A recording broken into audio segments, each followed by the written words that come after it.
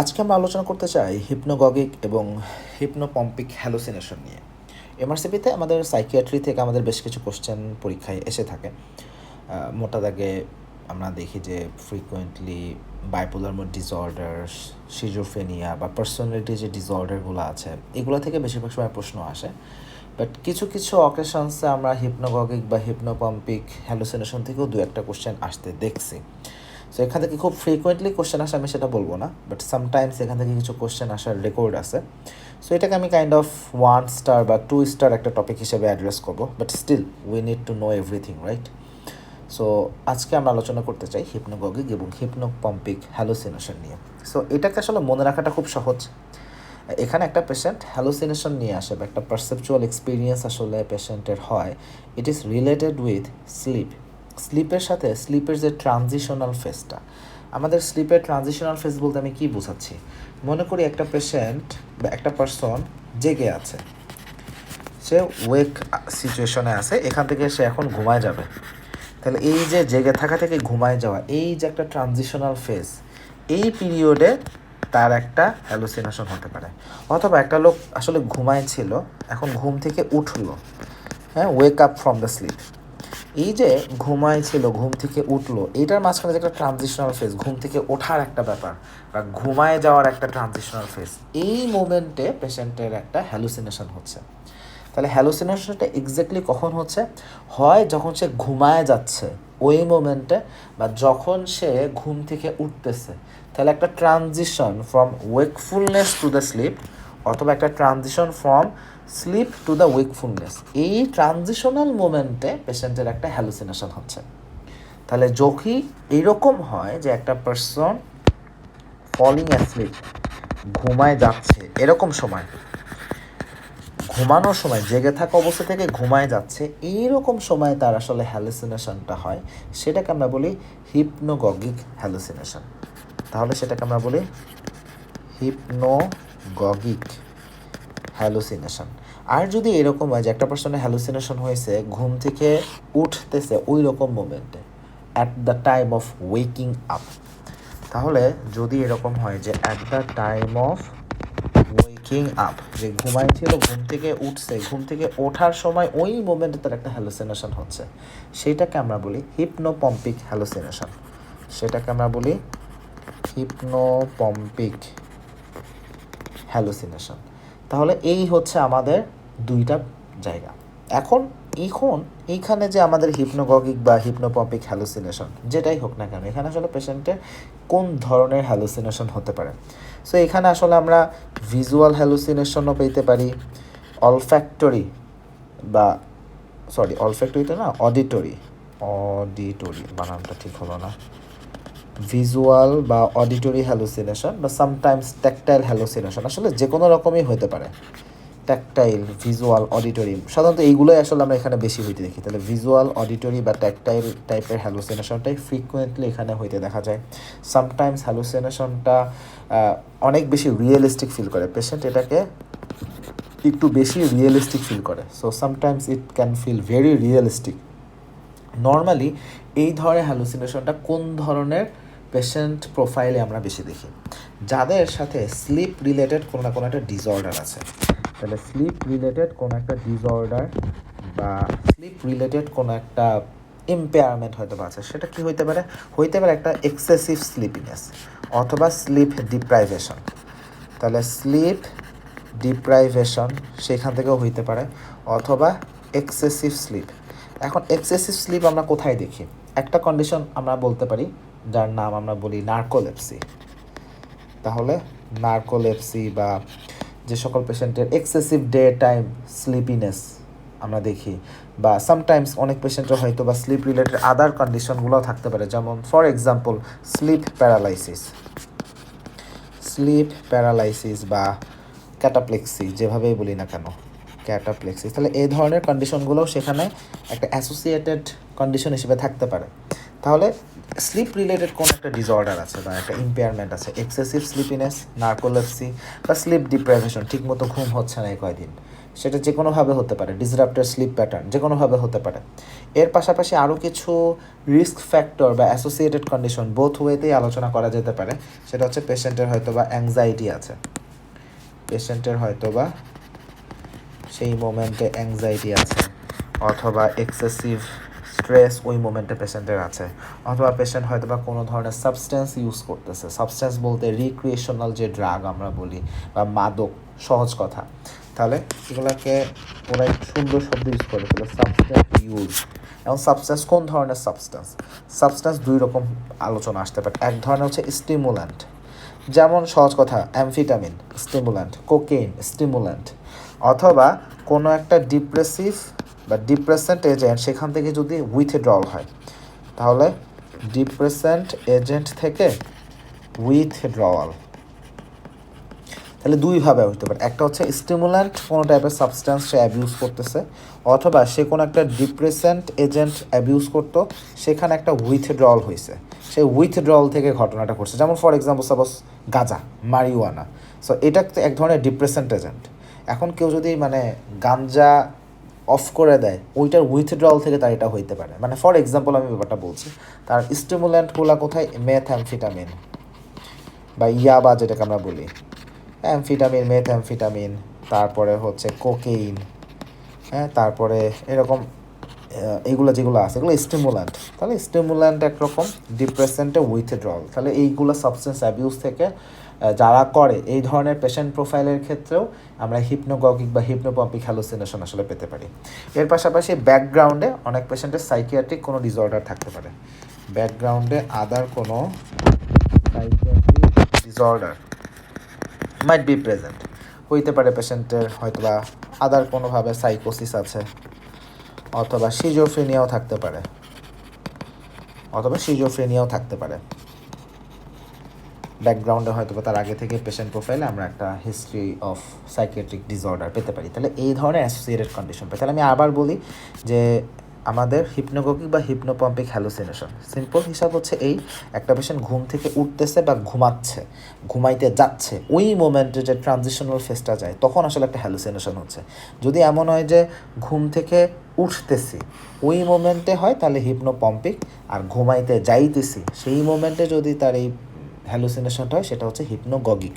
এখন আমাদের হ্যালুসিনেশনটা ভিজুয়াল হইতে পারে, অডিটরি হইতে পারে, ট্যাকটাইলও হইতে পারে, অনেক রকমই হইতে পারে। সাধারণত এটার অ্যাসোসিয়েশন বা রিস্ক ফ্যাক্টর বা অ্যাসোসিয়েটেড আদার কী কী জিনিস পাই? একটা স্লিপ ডিসঅর্ডার, হয় বেশি ঘুমাচ্ছে বা কম ঘুমাচ্ছে, অথবা সে পেশেন্টের অ্যাংজাইটি আছে, স্ট্রেস আছে, বা সাবস্টেন্স অ্যাবিউজের একটা হিস্ট্রি থাকতে পারে, যে স্টিমুল্যান্ট টাইপের কোনো একটা সে সাবস্টেন্স অ্যাবিউজ করতেছে, বা ডিপ্রেসেন্ট কোনো এজেন্ট সে আগে অ্যাবিউজ করতো, সেটাকে এখন সে হঠাৎ একটা উইথড্রল একটা ঘটনা ঘটছে এবং এই মোমেন্টে এটা আসছে, অথবা একটা কোএক্সিস্টেন্ট একটা সাইকিয়াট্রিক ডিসঅর্ডার হয়তো বা ব্যাকগ্রাউন্ডে আছে। এগুলোকে কেন ইম্পর্টেন্ট? বিকজ এমআরসিপিতে যখন একটা সিনারিও দেওয়া থাকবে, সিনারিওতে এই অ্যাসোসিয়েটেড কন্ডিশনগুলা বা এই রিস্ক ফ্যাক্টরগুলার কোনো না কোনো একটা ক্লু সিস্টেমে দেওয়া থাকবে। হয়তো বা বলবে কি যে একটা সাপোজ ফর এক্সাম্পল হয়তো বা সিস্টেমে বলা থাকবে একটা সাপোজ 35 বছর বয়সী একজন ফিমেল, সেই পেশেন্ট এখন এরকম একটা হ্যালুসিনেশনের প্রবলেম সে মানে বলতেছে পেশেন্টের, আমরা দেখছি যে সে খুবই স্ট্রেসফুল কন্ডিশনে আছে, তার রিসেন্টলি জব সে হারাই ফেলছে, এবং হয়তোবা বলবে এই পেশেন্টের অন টপ অফ ইট তার একটা সাইকোসিসের হিস্ট্রি আগে থেকেই আছে, অথবা বলতে পারে এই পেশেন্ট আগে থেকে হয়তোবা মেথঅ্যামফিটামিন সে হয়তোবা নিত। তাহলে এরকম একটা হিস্ট্রি দিচ্ছে, এখন বলছে what is your clinical diagnosis. তাহলে সেখান থেকে আমি হয়তো বা বলবো ঠিক আছে এটা হিপনোগগিক বা হিপনোপম্পিক হ্যালুসিনেশন। তাহলে পেশেন্টের প্রোফাইল এই অ্যাসোসিয়েটেড যে কন্ডিশনগুলো আমি বলছি কোশ্চেনে কিছু একটা দেওয়া থাকে, সেই জন্য এটা একটা আইডিয়া আমাদের থাকতে হবে। এবং আসলে রিয়েল লাইফেও যদি পেশেন্ট পাই সেখানেও আমাদের এই অ্যাসোসিয়েটেড ফাইন্ডিংসগুলোকে আমরা আসলে খুঁজি to make a proper diagnosis. তাহলে এখন একটা পেশেন্টের আমরা ডায়াগনোসিস করব কিভাবে? তাহলে হ্যালুসিনেশনটা এখানে শুধুমাত্র এই ট্রানজিশনাল স্টেট অফ স্লিপ, শুধুমাত্র ওই সময়টাতেই ব্যাপারটা কন্ডিশনাল থাকতে হবে। এখন যদি এরকম হয় যে অন্য আদার মোমেন্টেও তার হ্যালুসিনেশন হচ্ছে, তাহলে কিন্তু সেটাকে আমি আর হিপনোগগিক বা হিপনোপম্পিক বলবো না।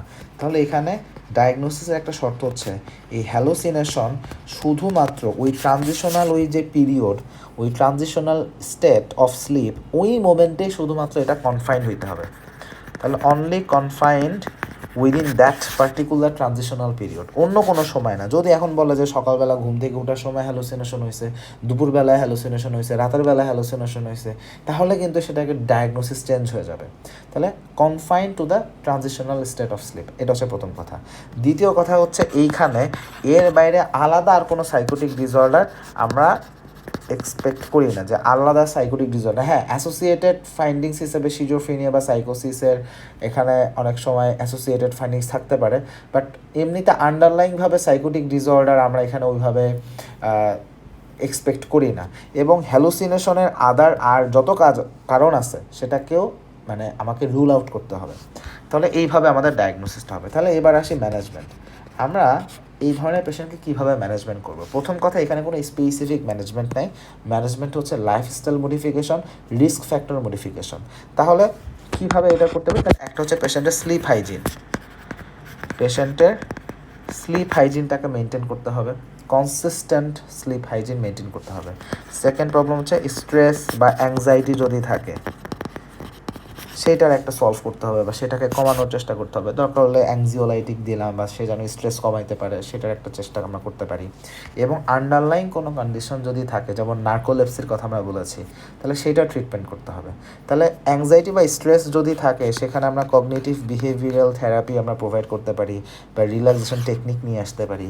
বা যদি কোনো একটা পেশেন্টের নার্কোলেপসি থাকে, এক্সেসিভ ডে টাইম স্লিপিনেসের কথা বলে, তো এইখানে আমরা কী কী ম্যানেজমেন্ট করতে পারি? তাহলে নর্মালি নার্কোলেপসিতে আমরা দুই রকম ট্রিটমেন্ট কনসিডার করতে পারি। একটা হচ্ছে আমরা স্টিমুল্যান্ট ইউজ করি, একটা হলো স্টিমুল্যান্ট ইউজ করি যেটাকে আমরা মোডাফিনিল বলি, এবং এটা কিন্তু পরীক্ষায় আসে। মোডাফিনিল কীভাবে কাজ করে, মোডাফিনিল অনেক কিছু জানতে চাওয়া হয়। তাহলে মোডাফিনিল হলো নার্কোলেপসি ম্যানেজমেন্ট, যেটা স্টিমুল্যান্ট হিসেবে আমরা ইউজ করি। মোডাফিনিল আসলে কী জিনিস? মোডাফিনিল হচ্ছে আমাদের ডোপামিন যে রিআপটেক, এই ব্যাপারটাকে ইনহিবিট করে। তাহলে ইট ইনহিবিটস ডোপামিন রিআপটেক।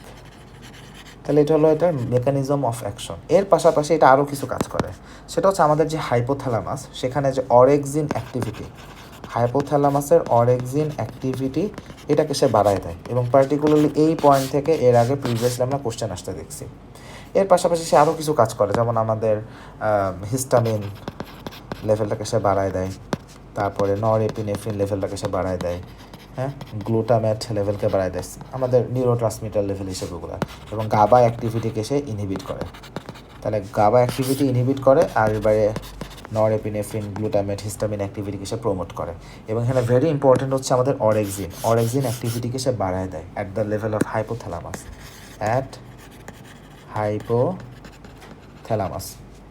তাহলে সেখানে সে অরিজিন অ্যাক্টিভিটিকে বাড়াচ্ছে, আর ডোপামিন রিআপটেক এটা ইনহিবিট করে। এইগুলো হচ্ছে তার মেইন মেকানিজম অফ অ্যাকশন। এবং এই ইনফরমেশন যেটা দিচ্ছি এখান থেকে এমআরসিবি পার্ট 1, এমআরসিবি পার্ট 2 দুইটা জায়গাতে এখানে আমি কোশ্চেন আসতে দেখছি। তাহলে এখানে আমরা মোডাফিনিল ইউজ করতে পারি। মোডাফিনিলের বাইরে আর কী কী ধরনের আমাদের ট্রিটমেন্ট অপশন আছে এখানে নার্কোলেপসির ক্ষেত্রে? সো এখানে স্টিমুল্যান্ট হিসেবে যেমন আমরা মোডাফিনিল দিতে পারি, নার্কোলেপসিতে আমরা আরও একটা কাজ করতে পারি, আমরা REMকে সাপ্রেসেন্ট এজেন্ট দিতে পারি। তাহলে এটাকে কিভাবে সাপ্রেস করা যায়? র্যাপিড আই মুভমেন্ট, এই যে এটাকে সাপ্রেস করার উপর হচ্ছে আমাদের সোডিয়াম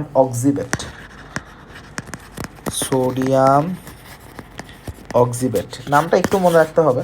সোডিয়াম অক্সিবেট নার্কোলেপসিতে এগুলোকে আমরা আসলে দিতে পারি। তাহলে মোডাফিনিলের কথা বললাম, সোডিয়াম অক্সিবেটের কথা বললাম। আচ্ছা, মোডাফিনিল আরেকটু আলোচনা অ্যাড করা উচিত। মোডাফিনিলের অ্যাডভার্স ইফেক্টগুলো নিয়ে একটু কথা বলি বা সাইড ইফেক্ট নিয়ে কথা বলি। মোডাফিনিলের কমন সাইড ইফেক্ট সেটা হচ্ছে আমরা দেখা যাচ্ছে পেশেন্টের হেডেক হতে পারে, অ্যাংজাইটি হতে পারে, অ্যাজিটেশন হতে পারে। তাহলে হেডেক, অ্যাংজাইটি, অ্যাজিটেশন, তাহলে এইগুলো মোডাফিনিলের জন্য হইতে পারে। মোডাফিনিলকে আমরা আর কোনো জায়গায় কি ইউজ করতে পারি অ্যাপার্ট ফ্রম নার্কোলেপসি? উত্তর হচ্ছে হ্যাঁ। মোডাফিনিলকে আমরা ওসাস পেশেন্ট, অবস্ট্রাকটিভ এয়ারওয়ে সিনড্রোম, ওসাস পেশেন্টেও মোডাফিনিল আমরা আসলে দিতে পারি। কিন্তু ওটা আমাদের মোডাফিনিল যেটা সবচেয়ে বেশি মনে রাখা দরকার সেটা হচ্ছে অরেক্সিন অ্যাক্টিভিটি অ্যাট হাইপোথ্যালামাস, সেটাকে সে বাড়ায় দেয়। তাহলে আমাদের এখানে আমরা স্টিমুলেন্ট হিসেবে মোডাফিনিল ইউজ করতে পারি, RM সাপ্রেসিং এজেন্ট ইউজ করতে পারি ইন কেস অফ নার্কোলেপসি। আর অ্যাংজাইটি যদি থাকে কগনিটিভ বিহেভিয়ারাল থেরাপি এগুলোকে আমরা দিই। আর কী কী ম্যানেজমেন্ট আমাদের আসবে সেটা হচ্ছে ট্রিগার। আমাদের হিপনোগগিক বা হিপনোপম্পিক হ্যালোসিনেশনে কিছু ট্রিগার আছে। এই ট্রিগারগুলোকে অ্যাভয়েড করতে হবে। তাহলে কী কী ট্রিগার আছে? ওই যে একটু আগে বললাম রিক্রিয়েশনাল কিছু ড্রাগ আছে যেগুলো স্টিমুল্যান্ট। তাহলে ওই রিক্রিয়েশনাল ড্রাগ যেগুলো স্টিমুল্যান্ট সেগুলোকে অ্যাভয়েড করতে হবে। সেকেন্ড হচ্ছে অ্যালকোহল। অ্যালকোহলিক যদি সে হয়ে থাকে অ্যালকোহলকে বন্ধ করতে হবে। থার্ড হচ্ছে এক্সেসিভ ক্যাফেইন যদি সে নিয়ে থাকে সেটাকেও বন্ধ করতে হবে। তাহলে এক্সেসিভ ক্যাফেইন সেটাকেও বন্ধ করতে হবে। তাহলে রিক্রিয়েশনাল ড্রাগ অ্যাবিউজ বন্ধ করতে হবে, অ্যালকোহল কন্ট্রোল করতে হবে, এক্সেসিভ ক্যাফেইন এগুলোকেও ম্যানেজ করতে হবে।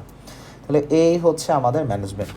আমাদের সাধারণত এখান থেকে আমি যতগুলো কোশ্চেন আসতে দেখছি, মোটা দাগে হিপনোগগিক বা হিপনোপম্পিক হ্যালুসিনেশনে একটা ক্লিনিক্যাল সিনারিও দেওয়া থাকে, সেখানে ডায়াগনোসিসকে এটাই জানতে চাওয়া হয় most of the time.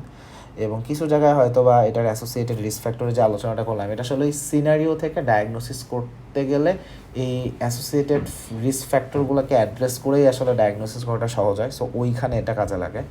R নার্কোলেপসির management থেকে অনেক সময় কোশ্চেন আসে, মোডাফিনিল যে দিই কীভাবে কাজ করে, হ্যাঁ সোডিয়াম অক্সিবেট দিতে পারি বা মোডাফিনিল বা সোডিয়াম অক্সিবেটের মধ্যে কোনটা সবার আগে কনসিডার করব বা কোনটা কীভাবে কাজ করে এগুলোকে জানতে চাই। অরেক্সিন অ্যাক্টিভিটি এখান থেকে কোশ্চেন আসছে এর আগে প্রিভিয়াসলি। সো এই জায়গাগুলোতে আমরা একটু ফোকাস করব।